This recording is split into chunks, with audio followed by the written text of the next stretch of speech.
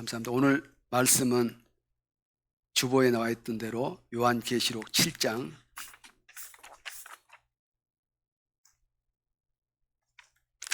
13절로 17절 말씀입니다.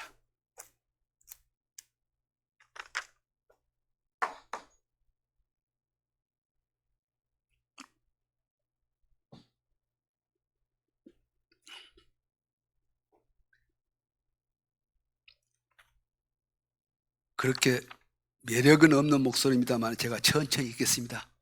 눈으로 따라 읽으시기 바랍니다. 7장 13절로 17절 말씀입니다. 장로 중에 하나가 응답하여 내게 이르되 이 흰옷 입은 자들이 누구며 또 어디서 왔느뇨? 내가 가로되 내 주여 당신이 알리다 하니 그가 나더러 이르되 이는 큰 환난에서 나오는 자들인데 어린 양의 피에 그 옷을 씻어 희게 하였느니라. 그러므로 그들이 하나님의 보좌 앞에 있고 또 그의 성전에서 밤낮 하나님을 섬김에 보좌에 앉으신 이가 그들 위에 장막을 치시리니 저희가 다시 주리지도 아니하며 목마르지도 아니하고 해나 아무 뜨거운 기운에 상하지 아니할지니 이는 보좌 가운데 계신 어린 양이 저희의 목자가 되사 생명수 샘으로 인도하시고 하나님께서 저희 눈에서 모든 눈물을 씻어 주실 것이미러라. 오늘 말씀의 제목은 이 흰옷 입은 자들이 누구인가? 라는 제목으로 말씀을 살펴보도록 하겠습니다.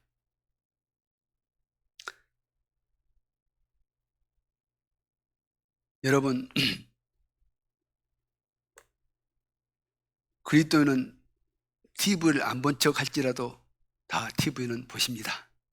그래서 다 뉴스를 보시고 계십니다. 뉴스 제일 첫 시작이 무엇으로 나오냐 하면은 이스라엘과 팔레스타인의 전쟁으로 모든 뉴스가 시작이 됩니다. 얼마 전에는 러시아와 우크라이나 전쟁이 시작되었고 아직도 종전이 되지 않았습니다. 그 러시아와 우크라이나 전쟁을 통해서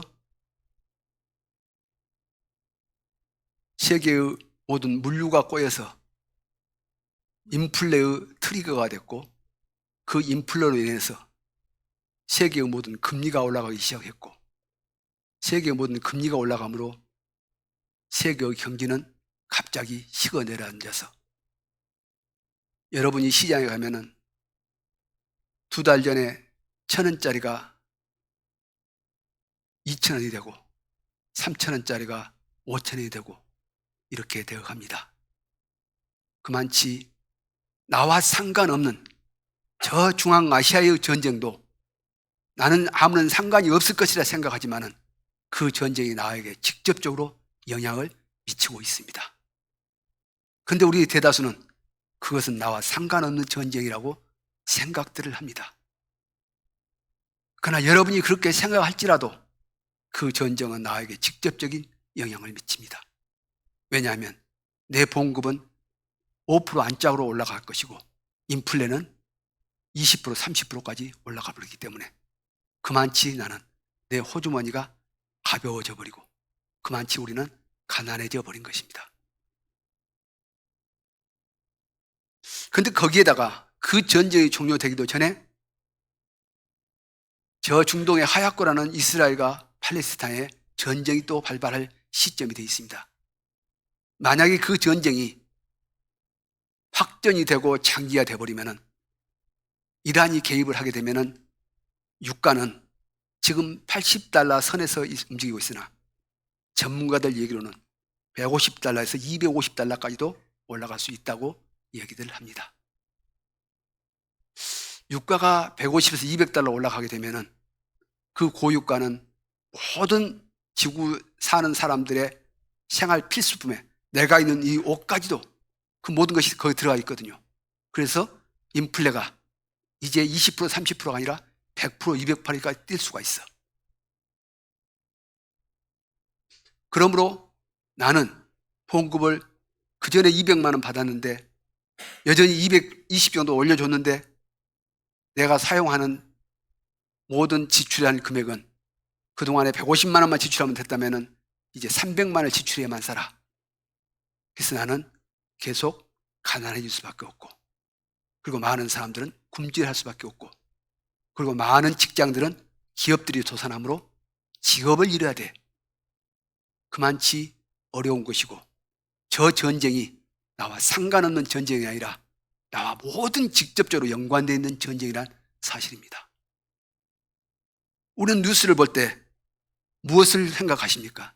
그 뉴스를 보고 저놈들 나쁜 놈? 왜 그렇게 죽여? 그렇게만 생각하십니까? 그 모든 것들이 나와 직접 연관이 된다는 사실을 살펴야 됩니다.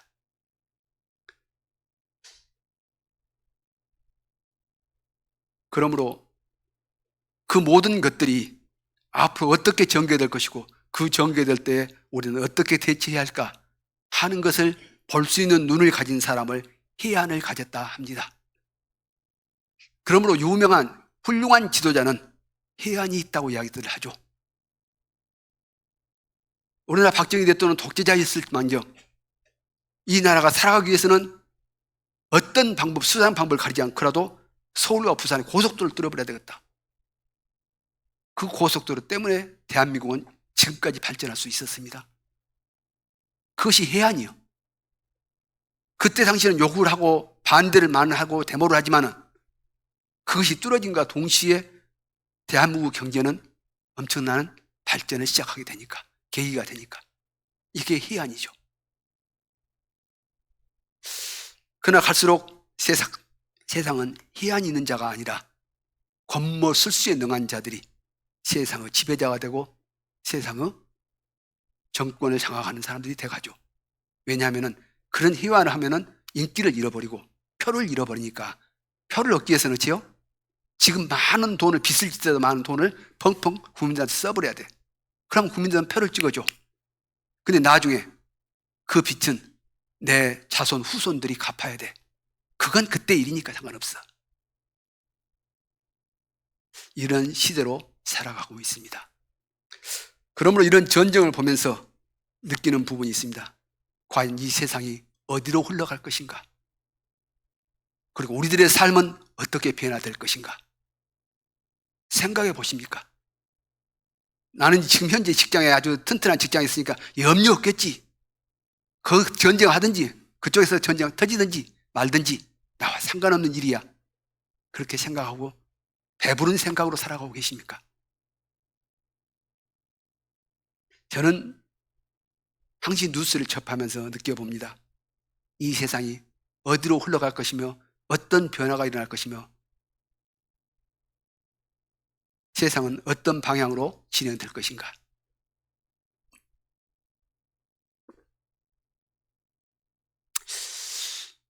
그런데 하나님께서는 이 요한계시록을 통해서 반드시 속히 될 일, 이 세상에 되어질 일들을 그 종들에게 보이시려고 요한계시록을 기록해뒀다. 그렇게 말씀하고 계십니다. 그러므로 아주 세세한 내용까지는 내가 알지 못할지라도 큰 맥락의 세계사의 흐름은 이 계시록을 통해서 하나님이 종들에게 알려준다, 우리한테 알려준다고 하셨으니까 우리는 알 수 있다는 얘기가 되는 것이고, 저는 오늘 그 말씀을 증거하고자 하는 것입니다. 하나님의 말씀은 천지는 없어질지라도 1.1핵이라도 떨어지지 아니하고 다 이루신다 말씀하신 그 하나님의 말씀은 세상이 앞으로 어떻게 흘러갈 것인가를 우리에게 알려주고 계신다. 그리고 우리는 어떠한 믿음으로 어떠한 말씀을 붙잡고 그 어려운 환난의 시대를 이겨내야 할 것인가, 그것 때문에 하나님께서 우리에게 먼저 알려주신 것이 아닌가 생각이 되어집니다.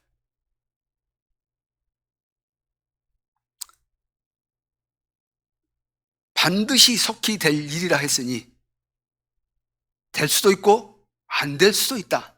그 말은 아니죠. 하나님은 만홀히 경홀히 여길 수 없는 그분은 한 번 말씀하시거나 틀림없이 이루시는 분이고, 그래서 그분은 약속의 하나님이라 말씀하신 그분께서 하신 말씀이 반드시 속히 될 일이다. 그 일을 내 종들에게 알리려고 그 천사를 그종 요한에게 보내어 지시한 것이 이 요한계시록이다.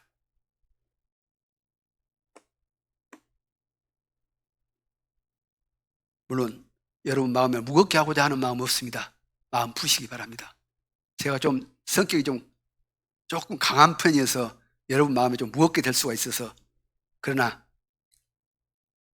잠시 잠깐 오늘 하루 달콤한 빵 한 조각 먹다 보니까 마음이 즐거워하는 것, 그걸로 끝나버린 것이 아니라 조금은 생각하면서 하나님의 말씀은 어떻게 말씀하시는가 한 번쯤은 살펴보면서 시대를 분별해 가면서 하나님의 말씀이 어떻게 진행되어 가는구나 살펴보는 그러한 자세로, 그래서 너희가 천기는 분별할 줄 알면서 어찌 시대는 분별할 줄 모르냐 책망하셨던 예수님의 말씀을 다시 한번 생각해 보는 그런 시간이 됐으면 합니다.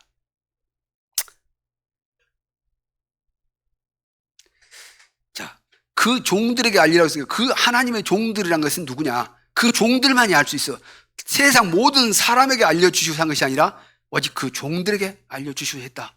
그러면 그 종이란 것이 참으로 중요한 부분이구나 하는 것을 느낄 수가 있습니다. 그 종이 뭐냐? 로마서 6장 20절 보니까 너희가 전에는 죄의 종이었다. 우리가 전에는 죄의 종이었다. 전이란 것은 거듭나기 전에는 죄의 종이더니 이제는 너희가 진리를 순종함으로 하나님께 종이 되었느니라. 종이 되었었죠. 영생에 이르는 열매를 얻게 되었느니라. 그렇게 기록하고 있으니까 죄로부터 해방된 자가 하나님의 종이다. 그렇게 이해하면 되겠습니다. 그러면 내가 죄로부터 해방된 자인가 아닌가 살펴보면 나는 하나님께서 요한계시로 알려주시라고 하신 그 종에 해당되는가 안 되는가를 알 수 있을 것입니다. 근데 그 죄로부터 해방이 어떻게 냐? 계시록 1장 5절 보니까 그의 피로 우리를 우리 죄에서 해방하시고, 그는 누구냐? 우리 주 예수 그리스도 어린 양 대신 예수 그리스도의 피로 우리 죄에서 우리를 해방하여 주시고,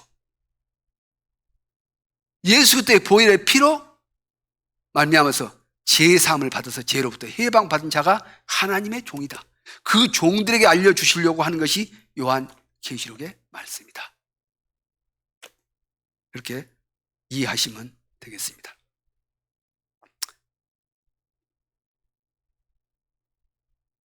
그런 내용으로 1장이 끝을 맺고 2장과 3장은 7교회에 대한 이야기가 쭉 나오죠. 7교회는 이 세상의 모든 교회를 뜻한다고 이야기합니다. 저도 그렇게 믿고 있고 많은 성경학자들도 그렇게 이야기들을 기록하고 있습니다. 그리고 이제 이 7교회는 에베소 교회, 서머나 교회, 버가모 교회, 두아두라 교회, 사대 교회, 빌라델피아 교회, 그 다음에 마지막 라오디아 교회로 이렇게 7교회가 순서대로 기록이 쫙 되어 있습니다. 근데 모든 성경학자들 대다수가 이 순서가, 7교회의 순서가 이 세계의 시대에 맞는 교회의 모습이다. 그리고 우리가 사는 이 마지막 시대는 라오디아 교회의 시대의 교회에 속해 있다라고 이야기들을 합니다. 에베소 교회부터 시작해서 맨 끝에 있는 라오디아 교회가 현재 우리가 살고 있는 이 시대의 교회의 모습이다. 시대적으로 그렇게 이야기를 하고 있답니다.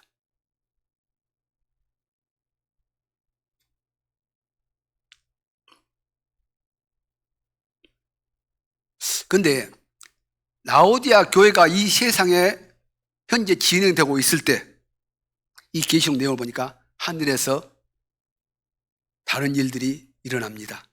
어떤 일들이? 어린 양 대신 예수 그리스도께서 하나님 보좌인데 올라가서 하나님 오른손에 있는 책을 하나 받아들이는데 그 책은 7인으로 봉인되어 있는 책인데 그 봉인된 책을 받아가지고 하나씩 인을 떼기 시작하더라. 아직 이 땅에서는 라오디아 교회가 존재하고 있고 하늘에서는 우리 주 대신 어린 양 예수 그리스도께서 하나님 보좌 오른손에서 그 책을 받아가지고 인을 떼기 시작하더라. 그런 내용입니다. 그 인을 떼는데, 7인을 떼는데, 지난번에 제가 수요일날 설교한 것 때 내용처럼 7인 중에서는 첫 번째부터 네 번째까지는 말과 색깔별로 다른 말과 그 탄자가 나와. 그리고 5번째부터서 7번째부터는 말도 안 나오고 그 탄자도 없어. 그렇게 구분이 되어지더라. 이렇게 설명을 드렸습니다. 자, 말은 처음에 흰 말, 붉은 말, 검은 말, 그 다음에 청홍색 말, 이 4가지 말로 나옵니다. 색깔은 이제 나중에 설명드리겠습니다만 이 4말은 계시록에만 나온 것이 아니라 구약 성경의 여러 군데서 설명을 하고 있습니다. 그런데 이제 시간이 없으니까 제가 찾지를 못하겠네요. 스가랴서 6장 1절부터서 5절까지 내용을 보면 이 말이 나오는데 색깔은 다릅니다. 4말이 나와. 4말이 나오니까 스가랴 선지자가 천사한테 묻습니다. 이것이 무엇입니까? 라고 묻습니다. 이 4개의 말이 무엇입니까? 라고 묻죠. 그러니까 천사가 답변이 뭐냐? 이것은 세상에 부는 하늘의 4바람이다. 세상에 부는 하늘의 4바람인데 하나님 앞에 모셨다가 나가서 세상에서 어떤 일을 행하는 것이다. 그렇게 설명을 합니다. 그게 무슨 말인가? 다른 다니엘서 7장 2절에 보니까 이 4바람은 다른 말로 표현하면 4천사라 표현하고 있습니다. 하나님 앞에 있는 4천사인데 그들은 세상에 보내놨어. 세상은 사방이니까 세상을 표시할 때 항상 4개로 표현합니다. 이 4천사를 세상에 보내가지고 하나님의 명령을 받들어서 세상에서 어떤 일들을 하는 천사들이다. 이 4개의 말이 그런 내용이죠. 쉽게 말하면. 자, 그런데 다니엘서는 이제 7장 이제 이렇게 설명되어 있습니다. 하늘에서 4바람이 크게 분대 하늘에서 4바람이 큰 바다에 불이 일어나가지고 거기서 짐승 4마리가 나옵니다. 이 4바람은 4천사고 다시 말해서 4말로 나왔던 천사들의 모습이 변형된 모습으로 나오고 있는 것이죠. 첫 번째 바람이 불어서 나온 짐승이 뭐냐? 사자다. 그리고 2번째 나온 짐승의 모습이 곰이다. 3번째 바람을 통해서 나온 짐승이 표범이더라. 4번째 짐승은 열불 달린 흉악한 짐승이더라. 천리를 가졌더라. 그렇게 기록이 되어 있습니다. 나중에 우리는 그 예언서를 보면서 이렇게 다들 해석하고 있습니다. 그 첫 번째 사자의 짐승은 바벨론 제국이었다. 다니엘서 우리가 전도 집회 때 많이 듣지 않습니까? 자, 그 다니엘서 나오는 이 사자의 모습이 나왔던 것은 첫 번째 천사가 이 세상에다 바람을 일으켰는데 그 바람을 통해서 나온 것이 바로 세상을 제패하는 제국이 나왔다. 그 제국이 바벨론 제국이고 우리는 그것을 하나님께서는 그걸 비유로 사자의 비유에다 냈다. 아주 바벨론의 특성을 다 설명했어. 그 사자는 등 뒤에 날개가 달렸더라. 그래서 우리는 비사표 성량을 젊은 분들은 안 되겠네요. 그 말씀 모르겠죠. 그 다음에 이 바벨론 제국이 끝나고 나서 2번째 바람이 불었는데 그 바람이 뭐냐? 곰이 갈빗대 3개를 물고 있는 곰이 오른손 높이 들고 왼쪽은 낮게 들고 일하고 있는 곰이 나오더라. 그 곰이 뭐냐? 페르시아 제국을 뜻하고 있더라. 페르시아 제국의 상징이 곰이죠. 그 곰이 끝나고 난 후에 3번째 바람이 불고 나니까 어떤 짐승이 나오느냐? 표범이라는 짐승이 나오더라. 근데 그 표범은 덩어리에 날개 넷이 있고 그 날개 넷이 다시 나중에 머리로 변해버리더라. 그 표범이 뭐예요? 저 알렉산더 대왕이 이끄는 헬라 제국이더라. 바람같이 빠르게 젊은 30대 나이에 인도까지 정복해버리는 놀라운 속도의 표범처럼 그리고 세계를 제패해버리죠. 근데 그 알렉산더 대왕 밑에는 네 장군이 있었고, 알렉산더가 32살에 요절하자 그 네 장군이 각기 헬라 제국을 네 등분 나눠서 다스리게 되죠. 예언에 틀림없이 그렇게 나와. 그리고 마지막 네 번째 바람이 불고 난 후에 나온 짐승은 10뿔을 입고, 짐승의 이름은 안 나오고 철기를 가졌고 모든 것을 부서뜨려버리는 어마어마한 괴력을 갖고 있는 짐승이다.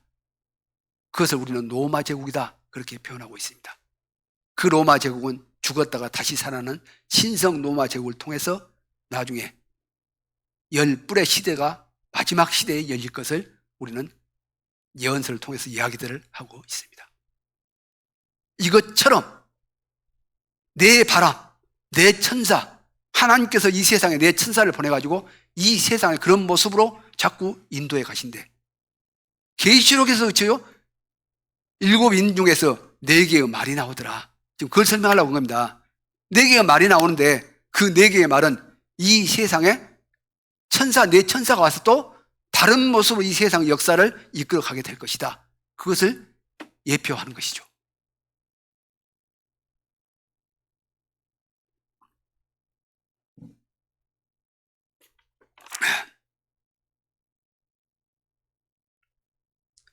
자, 첫 번째 말이 흰 말이 나옵니다. 요한계시록 6장 2절부터 보니까 흰 말이 나오는데, 그럼 흰 말은 무엇을 뜻할까? 흰 말과 그 탄자가 나오고 활을 가졌고 멸류관을 갖고 있고 이기고 또 이기라 하더라. 그렇게 기록되어 있습니다. 그러면 흰 말이 상징하는 것은 이 세상은 분명히 어떤 세력이고 권력이고, 그런데 무엇을 뜻하는 것일까? 큰 바다에서 불었던 네 바람이 4개의 제국을 쭉 이끌어가는 세계 역사를 이끌어가는 모습으로 드러났다면, 이 계시록에 나오는 이 네 말의 모습은 무엇은 이 세상의 어떤 모습의 형태를 이야기하고 있는 것일까? 그렇게 추측할 수 있는 것이죠.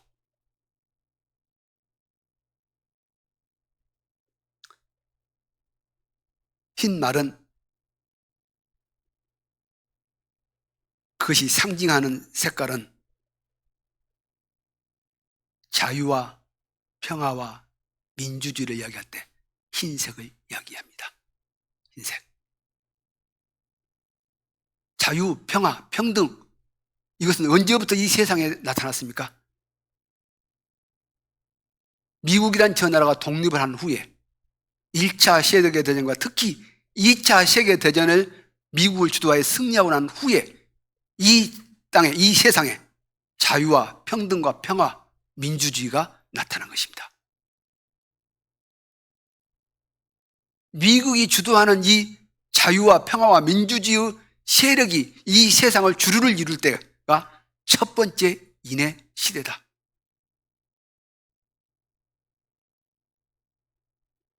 그리고 우리는 이 첫 번째 인이 떼어진 이 시대에 우리는 현재 살고 있다.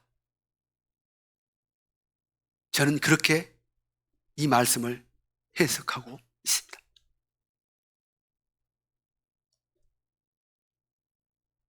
그래서 미국은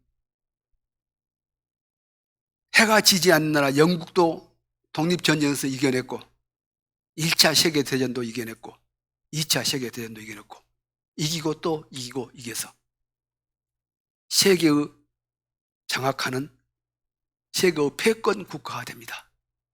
패권은 뭐예요? 세계의 왕이란 뜻이죠. 그는 활을 가졌어. 엄청난 무력을 갖고 있어. 미국이라는 나라는.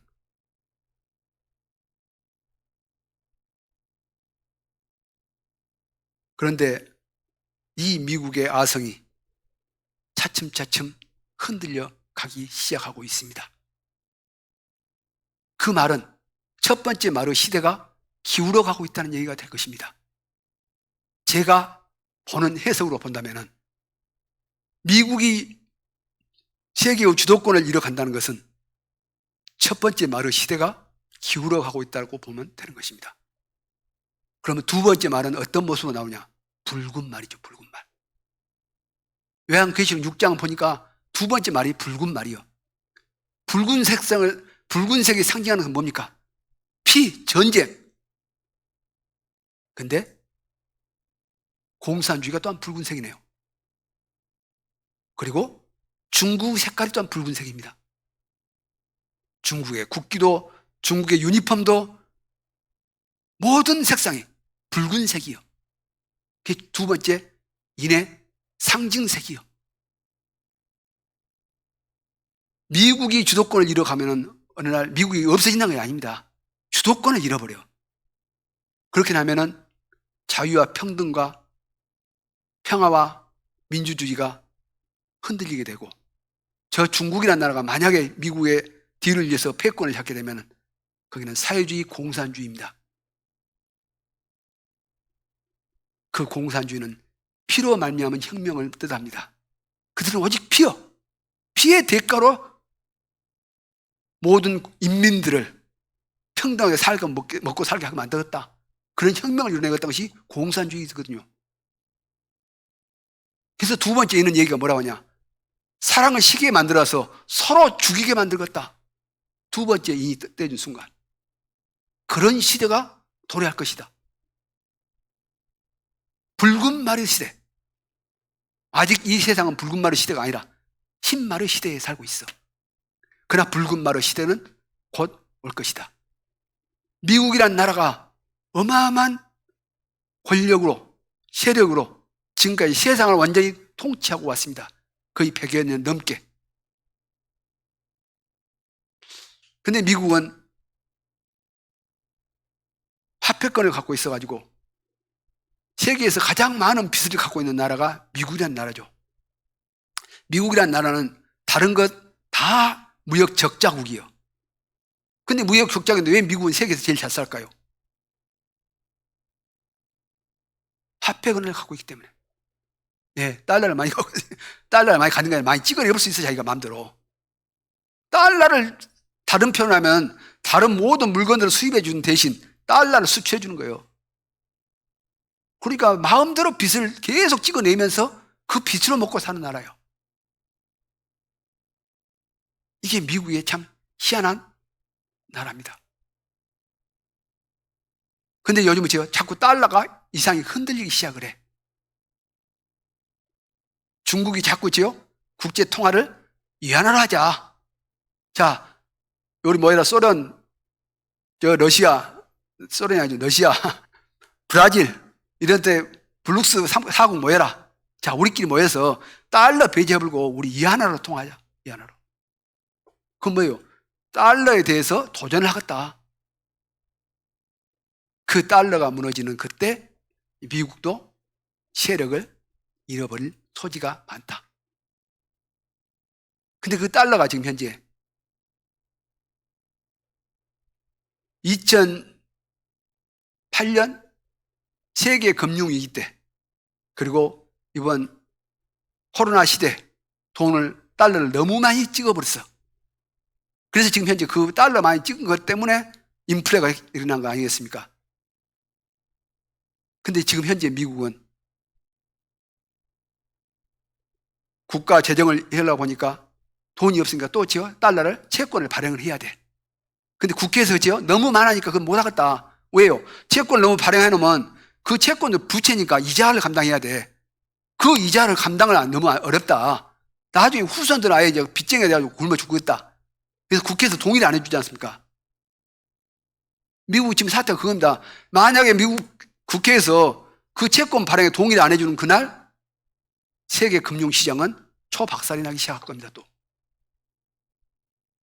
그리고 그때가 트리거가 돼서 미국이 붕괴되기 시작한 시점이 될 수도 있을지 몰라요. 물론 그건 제가 장담할 수 없으나 아무튼 미국이라는 나라도 엄청 위험스럽게 보이는 나라다. 그래서 제가 보기에는 분명히 언젠가는 곧 미국이라는 나라가 한 번쯤은 무너질 수밖에 없게 되겠구나, 그렇게 여겨집니다. 그러나 현재 첫 번째 이 하얀 말은 자유와 평등과 민주주의 시대의 모습을 나타내고 있는 것 같다. 그리고 두 번째 붉은 마르 시대는 아마도 제 생각에 저 중국이란 나라가 중심이 돼서 그들의 세력들이 세상을 완전히 주도권을 장악할 시대가 되지 않을까. 그때는 그들은 제일 먼저 어디부터요? 대만부터 쳐들어갈 것이죠. 전쟁이 시작될 것입니다.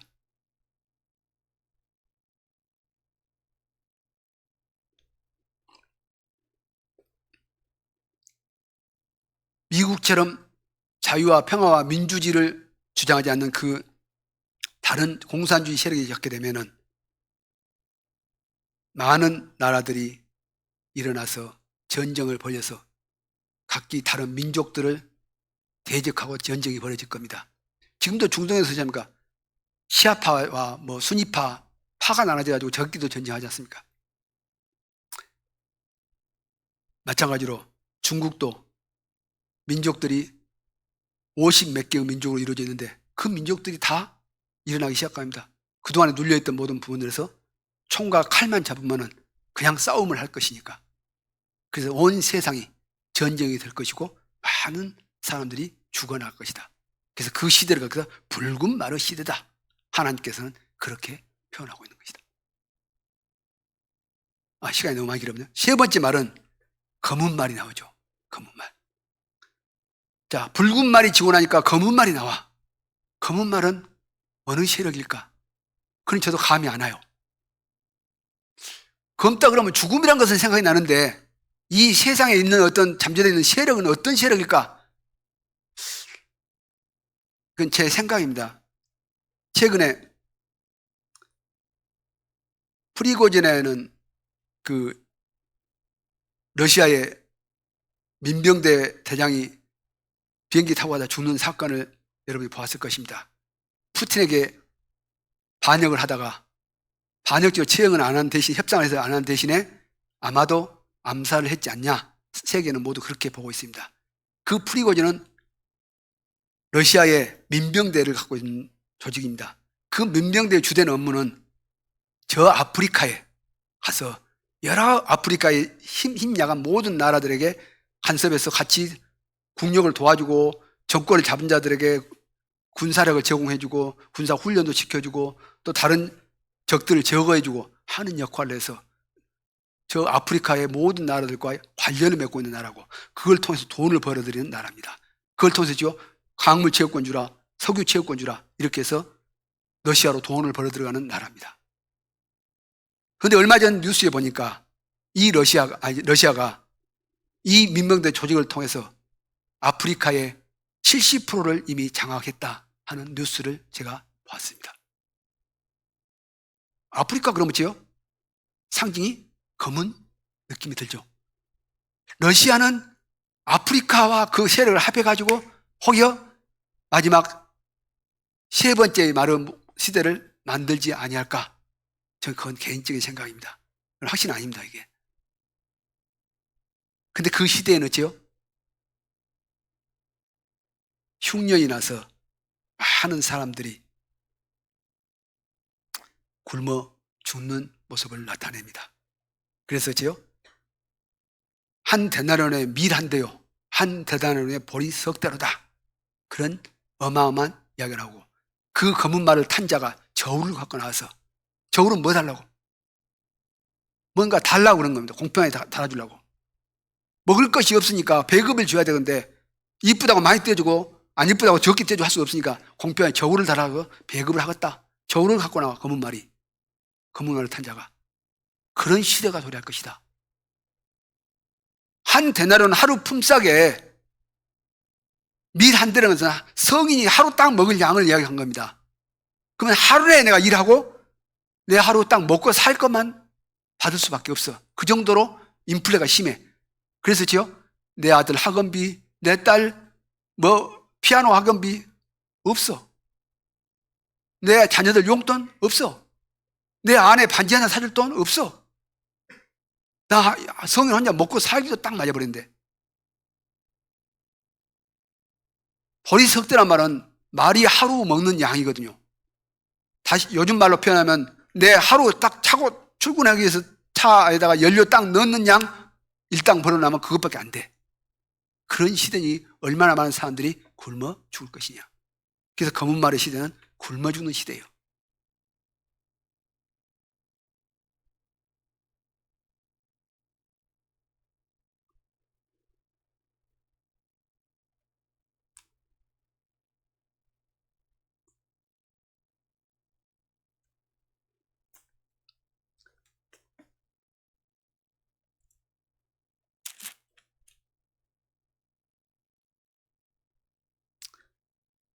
자, 계시록 6장 6절 봅니다. 6절. 6장 6절.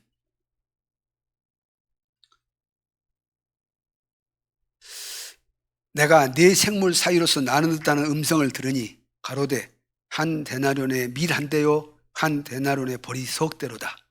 또 감람류와 포도주는 해치 말라 하더라. 예. 제가 강주교에서 어디서 이런 설교를 했더니 심히 걱정된 부분이 있었던가 봅니다.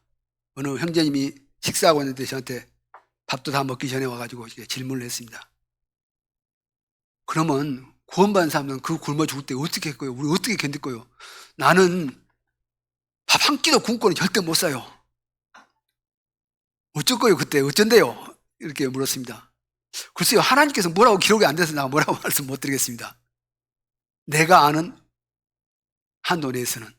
그런데 방금 제가 읽었던 부분에 끝터리 부분이니까 또 감람류와 포도주는 해치 말라 하더라. 이 말에 좀 주의를 해보기 시작합니다. 감람류, 기름이죠. 그 감람류는 어디서 쓰냐? 성전에서 하나님 앞에 촛불을 켤 때 감람류를 씁니다. 다시 말해서 무슨 내용이냐? 성리적으로 성령을 뜻합니다. 성령. 포도주는 뭡니까? 예수님께서 마지막 만찬할 때 포도주를 따라서 제자한테 나누면서 이것은 많은 사람의 죄를 위해서 흘리는 바 내 피 곧 언약의 피니라. 예수 때 보혈의 피를 뜻할 때 포도주요. 성령과 포도주가, 성령과 예수 때 보혈의 피가 곧 생명을 나타내는 거듭남을 이야기할 때 뜻할 때, 자, 우리 여기서 계시록 잡아놓으시고 히브리서 9장 14절 말씀 봅니다. 히브리서 9장. 히브리서 9장 14절 말씀.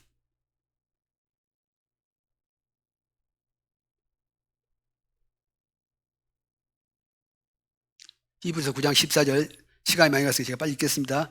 하물며 영원하신 성령, 성령은 아까 감람류입니다. 성령으로 말미암아 흠 없는 자기를 하나님께 드린 그리스도의 피, 포도주입니다. 피가 어찌 너희 양심으로 죽은 행실에서 깨끗하게 하고 양심으로서 죄악을 씻었다, 그런 내용입니다. 양심의 죄악을 씻었다. 살아계신 하나님을 섬기게 못하거든요. 거듭남을 이야기할 때 감람류와 포도주는 해치 말라 뜻은 성령과 피로써 거듭난 사람들은 해하지 말라, 지금 그런 뜻입니다. 그러므로 아마 하나님의 종들은 안 굶어 죽는다, 저는 그런 말씀은 성경 속에 찾을 수가 없으나 하나님께서 상징적으로, 그러나 이런 모든 해를, 천사에게 모든 해를 이 땅에 입히게 한 후에 하시는 말씀이, 당부하는 말씀이 감람류와 포도주는 그러나 해하지 말라라고 당부하고 있더라.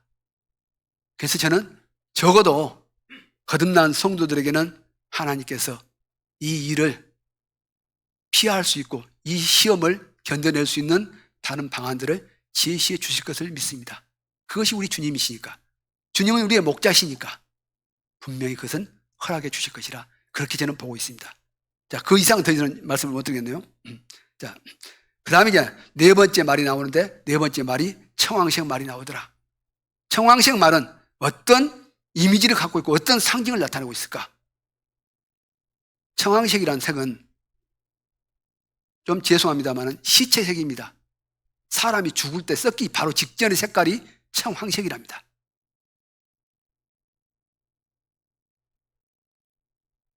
유럽에 지금 전염병으로 가장 많이 사람이 죽을 때가 패스트인데, 그 패스트로 많은 사람이 죽을 때 그 시체를 이렇게 쌓아놨는데 그 시체 색깔들이 청황색이었답니다. 그래서 이 시대에는 많은 전염병에는 많은 시체들이 죽는 시대가 될 것이다. 그러나 여기에도 감람류와 포도주는 해치 말라 하신 주님의 말씀이 있어서 하나님의 종들은 또한 여기서도 지켜주실 줄을 믿습니다. 그런 시대로 앞으로 세상이 이어져 갈 것이다. 지금 미국이 주장하는 자유와 평화와 민주주의 시대가 얼마 있으면 끝이 나면은 저 붉은 마르 시대, 그런 시대가 곧 도래하게 될 것이고, 우리가 살고 있는 시대는 지금 현재 하얀 마르 시대이다. 그리고 얼마 있으면 붉은 마르 시대가 우리가 살고 있는 시대에 들이닥치게 될 것이다.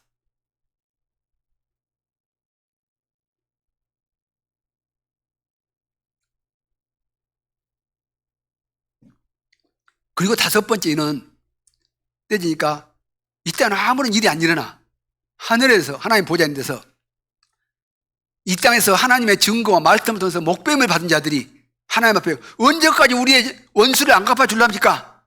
청원하는 내용들이 나옵니다. 다시 말해서 천사가 이 땅에서 어떤 일들을, 어떤 세력들을 일으키고 그런 시대가 아니요.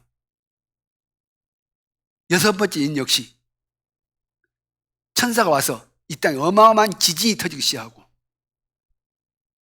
해가 검어지고 달이 붉어져 버리고 별들이 무화과나무 떨어지는 그런 시대로 엄청난 시대가 도래할 것이다.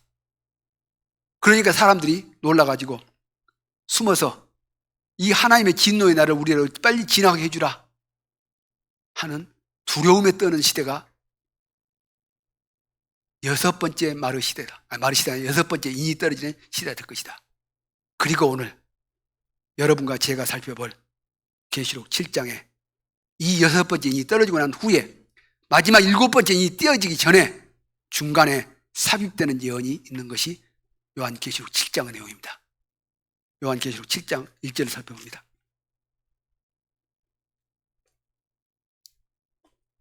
요한계시록 7장 1절.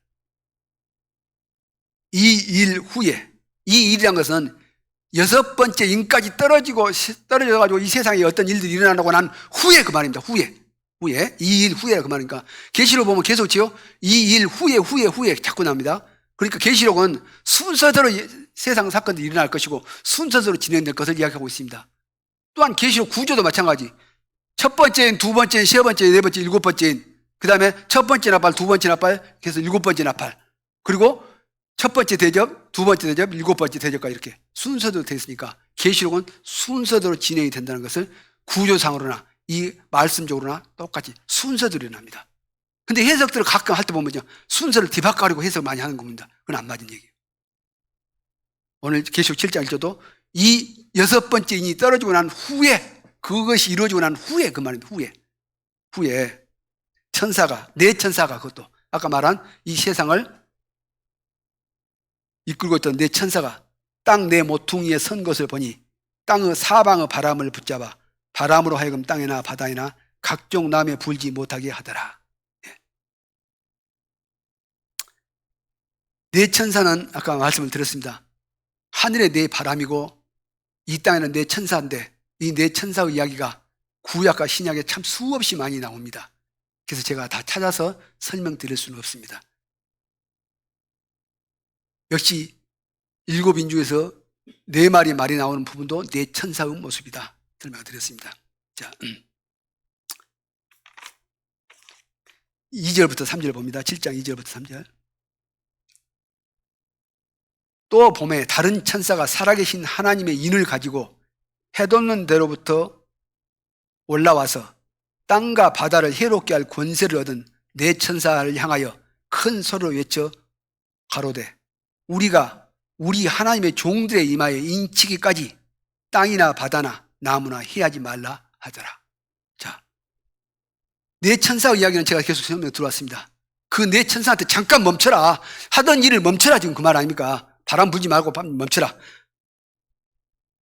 그리고 뭐라고 하냐, 우리 하나님의 종들의 이마에 인치기까지 멈춰 있으라, 하던 일을 중지시켜라, 지금 그런 내용입니다.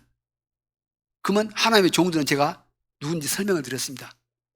예수 그리스도의 보혈의 피로 죄사함을 받은, 죄로부터 해방받은 자들이 하나님의 종들이다.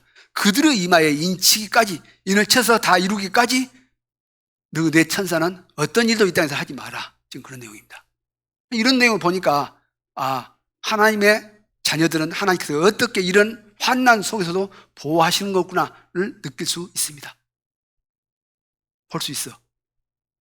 직접적으로 내 종들은 절대 그런 일도 안 당하다 한다, 이런 표현은 없으나 이런 내용으로 살펴보건대 하나님께서는 자신의 종들을 어떻게 보호하실 것이고 그 보호하실 마음들이 어떻게 있는 것을 이렇게 이런 말씀들을 통해서 보니까 하나님께서는 그렇게 지켜주시고 보호하시려고 하고 계시구나 하는 것을 느낄 수가 있더라.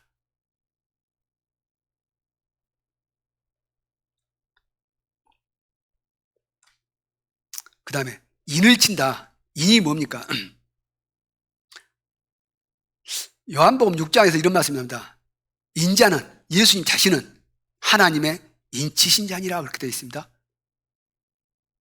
그 말이 뭔 뜻일까? 얼른 이해를 못했습니다. 인이란 뜻은 소유, 하나님의 소유다는 뜻도 되겠습니다만은 그 어떤 환경에 맞게 하기는 많은 유대인들과 바리새인들과 장로들이 예수님을 어떻게든 죽이고 싶어 해. 근데 그들 앞에 하는 말이 나는 하나님의 인치신 자다. 다른 말로 유대인들은 목축업을 했던 사람들입니다. 원래 아브라함과 이삭을 보면은. 그러므로 그 목축업을 할 때 내가 누구의 말을 샀습니다. 또는 양떼를 샀습니다. 그러면 내 우리 안에 사가지고 와서 내 우리 안에 넣기 전에 그 양들에게 내 인을 갖다 다칩니다. 자기 주인의 인을 다쳐. 이게 인이요. 하나님께서 지금 인을 친다는 것은 자기 보호 아래, 자기가 지어놓은 처소 안에 우리를 드리기 위해서 드리기 전에 인을 쳐갖고 드리겠다 그런 뜻입니다. 지금 현재 상징적입니다. 그런데 예수님께서 나는 하나님의 인치신 자이라, 그 뜻은 무슨 뜻이냐? 자, 그 양이 내 인을 받았다면은 이때부터는 이 양은 먹이도 내가 줄 것이고 짐승들도 보호도 내가 할 것이고 잠잘 자리도 내가 만들 것이고 먹을 것도 내가 챙길 것이요. 인이라는 의미가 그것에 숨어 있습니다. 그러므로 너희들이 아무리 나를 죽이려 하더라도 하나님께서 나를 인친 분이니까 하나님께서 나를 지키실 것이고 나한테 먹을 것도 줄 것이고 너희들이 아무리 먹지 못하게 한다 할지라도 다 줄 것 다 줄 것이고 보호해 주실 것이다. 그 말입니다. 지금 현재 인자는 여호와 인치신 자니라 그 뜻을 그들한테 하는 얘기가 너희들이 아무리 나를 죽이고 싶어도 죽일 수가 없다. 하나님께서 보호하고 있는데 지금 이 세상에 어마어마한 환난이 올 것인데 하나님께서 먼저 인을 치겠다. 그 말이죠. 내가 너희들을 완전히 보호하고 지킬 것이다. 그러기 위해서 지금 인을 치겠다는 뜻 아닙니까? 그래서 인이란 것이 중요한 것입니다. 그 인을 치겠다. 그 인을 받을 사람들이 누구요? 하나님의 종이다. 하나님의 종은 어찌요? 그의 피, 어린 양의 피로 제사함을 얻고 죄로부터 해방받은 자들이다. 그러면 내가 죄로부터 해방받은 자가 맞는가? 그의 피로 내가 해방받은 자가 맞는가? 하나님의 종이 맞는가? 자, 그렇게 인을 치겠다.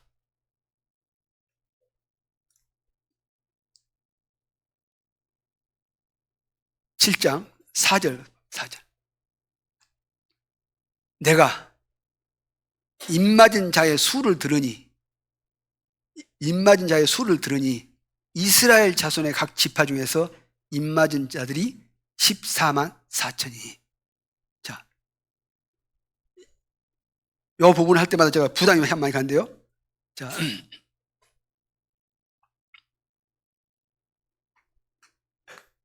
입맞은 자의 사람이 수인데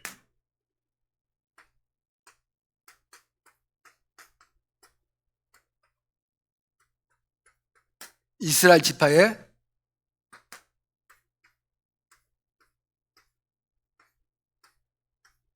14만 4천이다. 그런 내용입니다.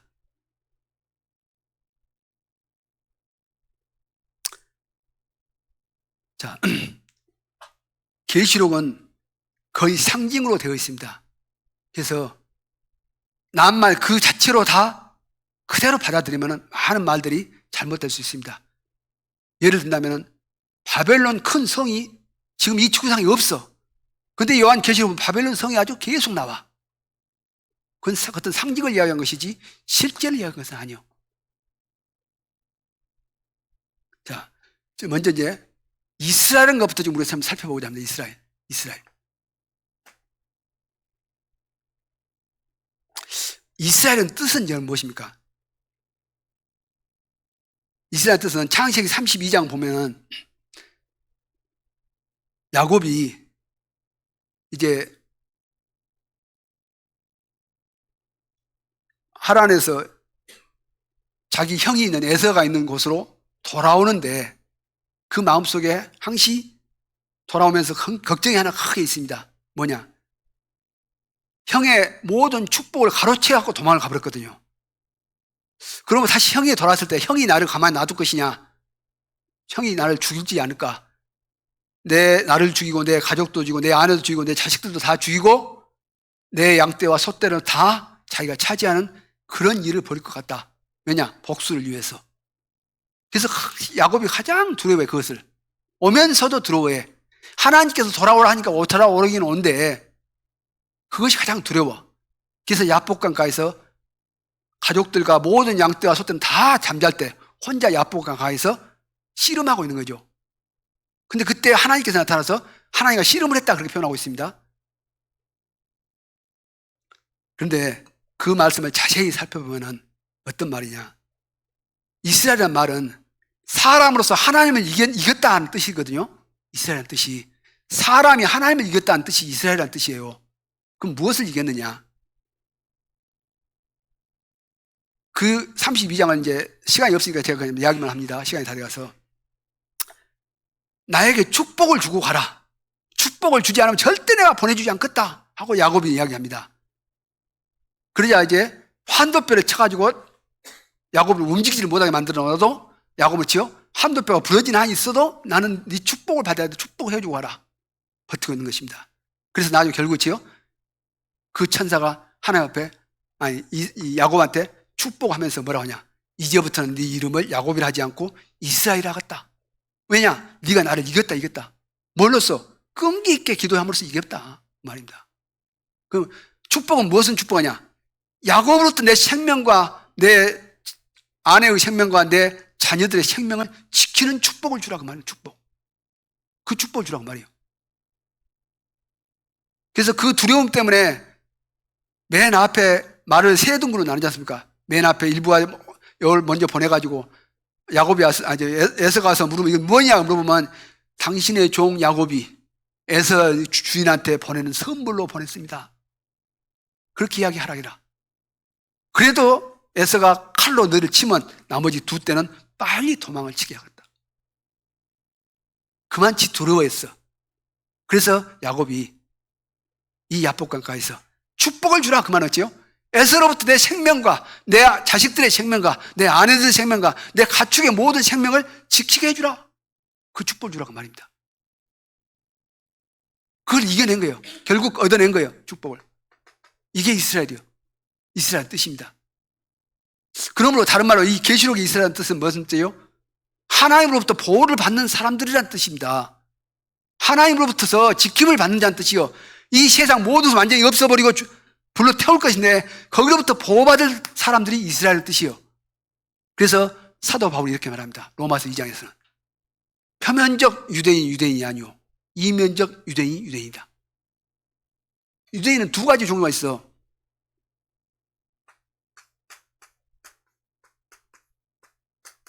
표면적, 이면적. 표면적은 지요? 저 중동에 있는 실제 지금 현재 전쟁하고 있는 그 이스라엘 뜻에. 이면적 유대인은 뭐예요? 교회를 이야기하고 있는 거니까. 그러므로 진정한 이스라엘은 교회다.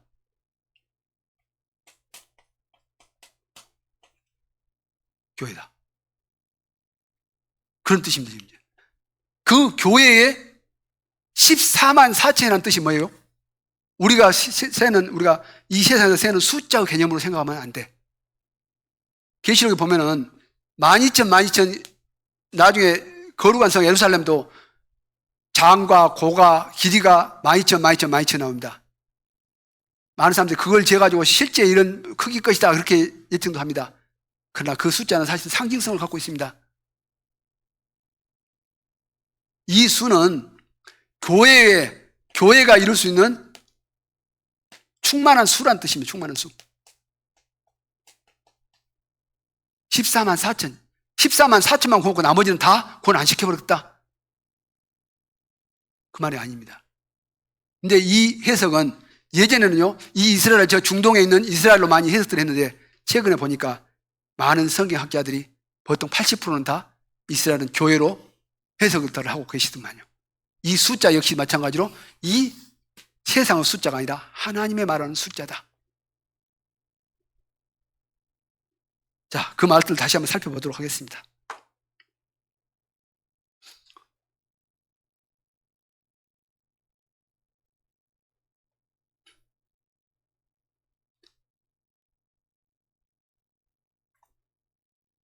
(7장) 9절.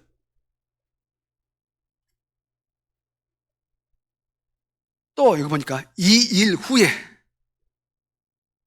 자 4절 다시 한번 봅시다. 내가 입맞은 살을 들으니, 여기는 들으니입니다. 들으니.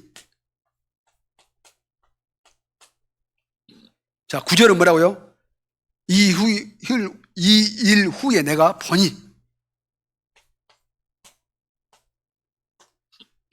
들을 때는 하나님 앞에 천국에서 들을 때는 14만 4천이라는 숫자로 들었어.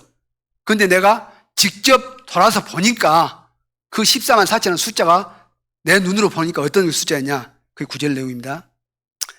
이 일 후에 내가 보니 각 나라와 족속과 백성과 방언에서 아무라도 능히 셀 수 없는 큰 무리가, 자, 아무라도 셀 수 없는 큰 무리가, 죠? 셀 수 없는 큰 무리가 14만 4천이라는 뜻입니다. 이거 같은 얘기예요. 14만 4천.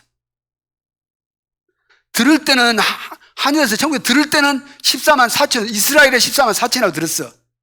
돌아서 보니까 각 족속과 백성과 방언에서 아무런 능히 셀 수 없는 큰 무리더라. 그러면 14만 4천이 우리가 세는 숫자가 14만 4천이 아니야. 그 14만 4천은 아무런 능히 셀 수 없는 큰 무리다. 지금 그렇게 말씀을 드리고 있습니다.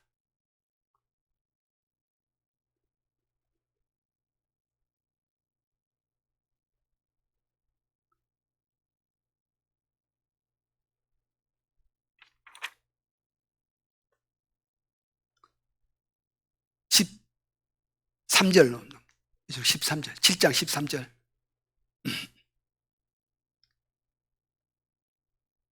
장로 중에 하나가 응답하여 내게 이르되 이 흰 옷 입은 자들이 누구며 또 어디서 왔느냐. 아무래도 능히 셀 수 없는 이 무리가 흰 옷을 입고 하나님 앞과 하나님 보좌 앞과 어린 양 앞에 서서 정로까지 들고 찬양을 하고 있는데 이들이 과연 누구냐? 그리고 어디서 왔느냐? 그 말입니다. 어디서 왔느냐? 이미 답은 나와 있죠. 다 알고 있죠. 누구는 누구요? 입맞은 이스라엘 민족이 14만 4천이 아니라 입맞은 하나님의 택하신 거듭난 자 교회를 얘기하고 있다. 그들은 누구냐? 하나님의 종들이다. 죄로부터 그의 피로 해방받은 자들이다. 누구냐? 그때 누구?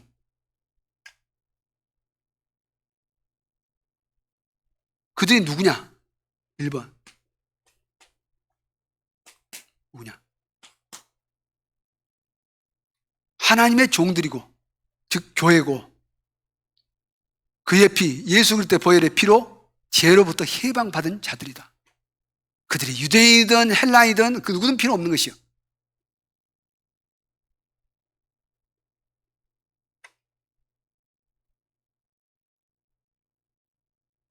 그 다음에 또 한 가지가 그 10절입니까? 어디서 왔느냐? 어디서 왔느냐? 어디서 왔느냐 하면 그 답변이 뭐라고 하냐? 큰 환난에서 나온 자들이랍니다. 큰 환난.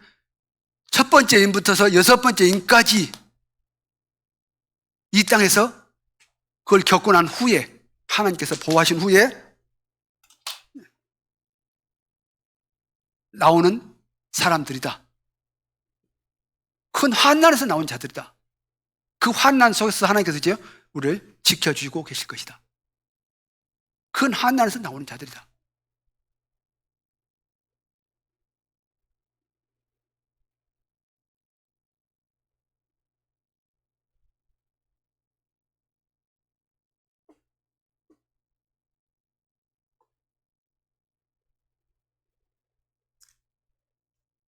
그런데 제가 이 말씀을 보면서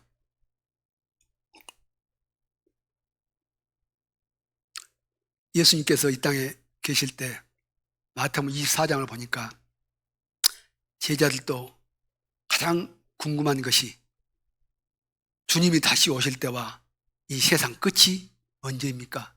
이게 가장 궁금했지 않습니까? 저도 그렇습니다. 여러분도 그렇고.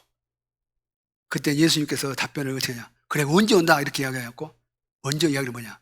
너희가 사람의 미혹을 받지 않도록 주의하라. 이 말로 시작을 해요. 사람의 미혹을 받지 않도록 주의하랍니다. 근데 제가 이 성경 말씀을, 오늘 말씀을 준비하면서 제가 여기를 다 못 해드리겠습니다만은, 왜 이 말씀들을 하시고 사람의 미혹을 받지 않도록 주의하라고 하실까? 그리고 하나님께서는 왜 이것을 자신의 종들에게 먼저 알려주시기를 원할까? 무엇 때문일까?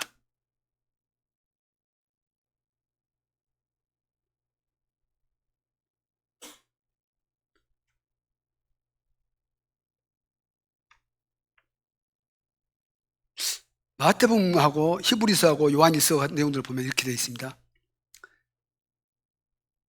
모든 죄는 사함을 얻되 성령을 해방하는 죄는 사함을 얻지 못하리라. 성령을 해방한다는 건 뭐예요? 하나님의 영을 거부하는 것이고 믿음을 버린 것입니다. 세상에 이런 환난이 닥치니까 많은 사람들이 있죠? 미혹을 받기 쉬워. 그래서 우리가 믿음 지키지만 못하고 넘어지기가 쉬워. 이런 어마어마한 환난이 있을 때 믿음을 지키면 하나님께서 끝까지 지켜주실 것인데 사람은 간사하거든요. 이게 저를 보니까 무척 간사해. 그래서 다른 사람의 말에 미혹이 넘어가 버려. 그래서 세상 끝이 언제며 무슨 일이 있겠습니까? 하니까 예수님 답변이 너희가 사람의 미혹을 받지 않도록 주의해라.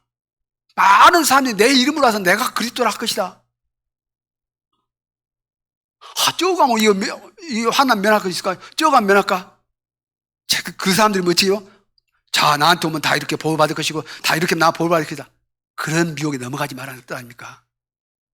이미 너희는 먼저 지금 현재 앞으로 일어날 일을 우리한테 알려줬으니까 하나님께서 자, 앞으로 이런 일이 있을 것이다 너한테 알려줬으니까 혹시 그 말을 갖고 이상한 말로 너희를 미혹하거든 넘어가지 마라. 그 말 아닙니까 지금 현재?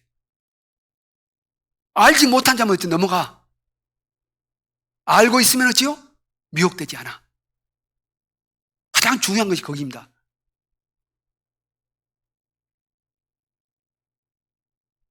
히브리서 보니까 한 번 비침을 얻고 제삼을 얻고 근데 나였죠? 짐짓 죄를 범한 즉 다시 회개할 수 없나니 거듭나고 난 후에 다시 짐짓 죄를 접해서 알고도 하나님 말씀을 알고면서 그걸 버려버려. 무엇 때문에? 자신의 간사함이나 자신의 욕망이나 무엇 때문에. 그래서 성령을 거부하게 돼. 영을 다시 회개할 기회가 없고 오직 그죠? 무서운 심판만 기다린다. 그게 히브리서 말씀 아닙니까? 사단은 어찌하든 믿는 자까지도 넘어뜨리려고 하고 있다. 어떻게 넘어뜨려? 그것이 사단의 하나님의 방해하는 것이 목적이니까. 하나님은 어찌라도 자신의 종들이라도 끝까지 지키고 보호해서 데리고 가고 싶어 하신데 이 환난을 이겨내야 된 것이죠. 시험을 참는 자는 복이 있나니 이 땅에서 조금 경제가 어렵고 이거 참는 거 복이 있다고요?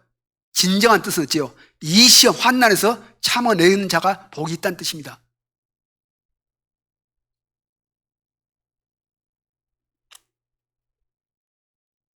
요한일서 보니까 이렇게 이야기하고 있습니다. 너희 중에 형제가 사망에 이르지 아니한 죄 범하는 것을 보거든 구하라. 그러면 너희가 그 자의 생명을 구하는 것 같다. 그러나 사망에 이르는 죄가 있나니 사망에 이르는 죄를 범하거든 구하지 말라. 얼마나 무서운 말이에요. 요한일서 5장 16절 말씀 아닙니까? 그러면 이렇게 이야기합니다. 하나님께서 결코 그 어떤 권세나 능력이나 그 어떤 것도 하나님 손에서 뺏을 수 없다고 얘기했습니다.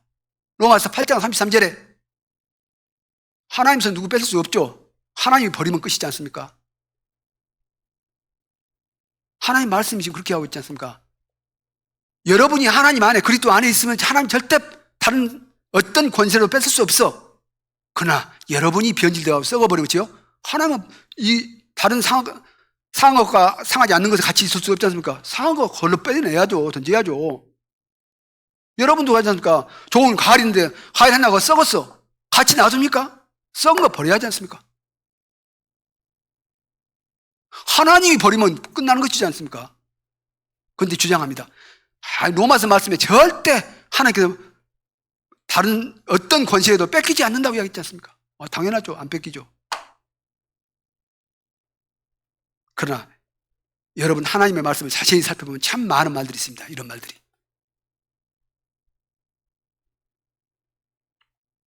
모든 죄는 사함을 얻되 성령을 거역하는 죄는 사함을 얻지 못하느니라. 진짓 죄를 범한 즉 다시 회개할 기회가 없고 오직 두려운 심판만이 기다릴 것이다.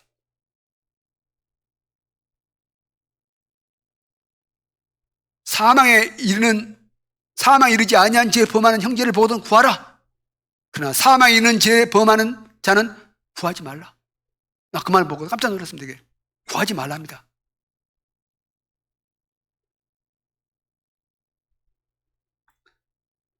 여러분 옛날부터 나한테 못이 밖에 들어왔던 그런 내용들이 여러분을 주장해서 어떤 편견에 잡히지 마십시오.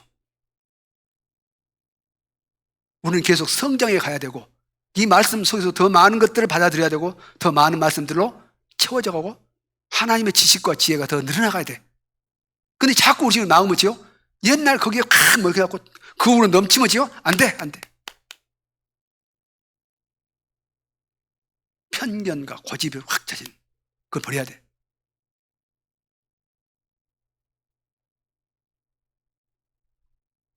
하나님의 말씀은 보하고 보석인데 차고 넘치고 끝이 한량이 없는 것이요. 근데 우리가 그 한계를 딱 우리가 정해놓고 있어. 요금 넘어가면 안 돼. 하나님께서 더 많이 부어주셔야 하는데 우리는 그 영향 안 받아.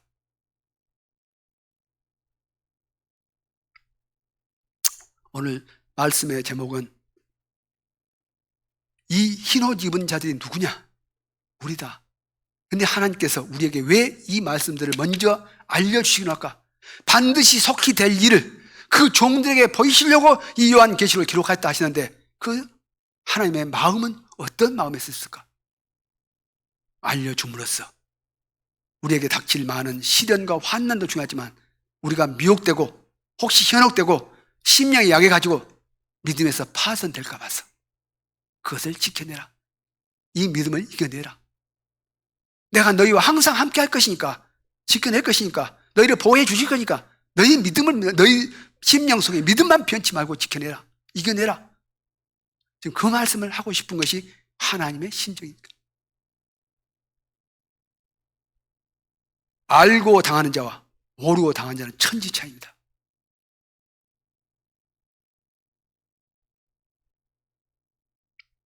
제가 우스갯소리로 저는 계속 이걸 범하면서 제가 이 세상의 경기가 특히 이제 부동산에 있어서 부동산 경기가 2021년 정도에는 끝마무리다라고 제가 사실은 개인적으로 감을 잡았습니다. 많은 전문도 잡았지만은 왜 그러냐? 영끌이라는 것은 나오면은 그것은 꼭지점이라는 뜻이요. 모든 이 자본이 있는 곳에는 너무 과하게 몰리기 시작하면 그것은 끝이 나고 낭떠러지가 나타나게 돼 있어. 그래서 제가 저희 자매한테 우리 자녀들한테 불러놓고 앞으로 내가 1년이나 2년 후면은 이렇게 경기가 폭락을 할 것 같은 느낌이 한다. 그랬더니 쓰잘데없는 이야기를 한다. 우리 자매가 저한테 하는 이야기를 들었습니다. 그래서 그 다음부터 입을 뚝 다물었습니다. 그리고 이런 경기가 닥쳤습니다. 저 나름대로 마음속에 준비를 하고 있는 거예요. 이런 경기가 안 좋을 분명히 분명 2, 3년간은 고생할 시기가 올 것이다. 알고 당하는 거, 모르고 당하지요. 엄청 당황하게 되죠. 그리고 마음이 조급해지니까 헛된 것에 손이 뻗치게 되죠. 이 하나님의 말씀도 내 종들에게 먼저 알려주고 싶은 거예요. 알려줘야 돼. 그래야지요, 헛된 짓을 안 해. 헛된 미혹에 빠지지 않아. 그것을 하나님은 지금 우리한테 주시고자 하신 것이죠. 뭐한테 그 복잡한 어려운 계시록을 자꾸 이야기를 하십니까? 제가 많이 듣는 얘기죠. 계시록 머리가 아픕니다. 뭔 계시록을 그렇게 하시랍니까? 저도 그냥 재밌는 얘기하면서 농담하면서 하는 이야기를 했으면 참 좋겠으나 저는 아마 체질적으로 농담은 안 돼. 제가 아무리 웃겨도 여러분 안 웃어요.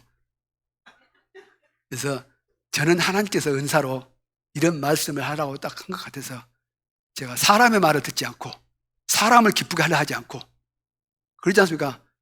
하나님의 종은 사람을 기쁘게 한 것이 아니고 하나님을 기쁘게 해야 돼. 하나님이 원하신 것을 해야 돼. 그러므로 꿋꿋하니 이 말씀을 끝까지 여러분 앞에 끝까지 제가 할 수 있는 데까지 증거하는 것으로 제 소임을 다하고자 합니다. 오늘 제가 두서없이 말씀을 했습니다. 많은 분량을 자꾸 제가 시계를 보면서 시간을 쫓기다 보니까 말이 좀 부드럽지 못하고 빠르게 이야기를 하다 보니까 온전히 전달을 못한 부분들이 많고, 또 제가 준비했던 부분들을 좀 많은 빼놓은 부분들이 많이 있는 것을 봅니다. 아무튼 오늘 핵심적인 내용은 이 사람들은 누구인가? 교회다. 거듭난 성도들이다. 제사함 받는 자들이다. 그리고 그들을 위해 하나님께서는 이 말씀을 주신 것은 먼저 반드시 속히 될 일을 알려주신 것은 이런 환난한 시대가 도래했을 때, 지금 현재가 우리가 아까 제 설명대로하면 흰 마루 시대인데 두 번째 마루 시대가 오면 벌써 수없는 전쟁이 벌어지면 우리 눈이 뒤집기 시작합니다. 그때부터서. 그러나 우리는 하나님의 말씀에 이 시대가 이렇게 될 것이라고 알고 있으니까 그렇죠? 우리는 침착할 수 있고 대비할 수 있는 마음속에 그것을 하나님께서는 준비시키기 위해서 이 말씀들을 우리에게 주신 것이다. 그렇게 말씀을 드립니다. 자, 기도하고 오늘 말씀 마치겠습니다.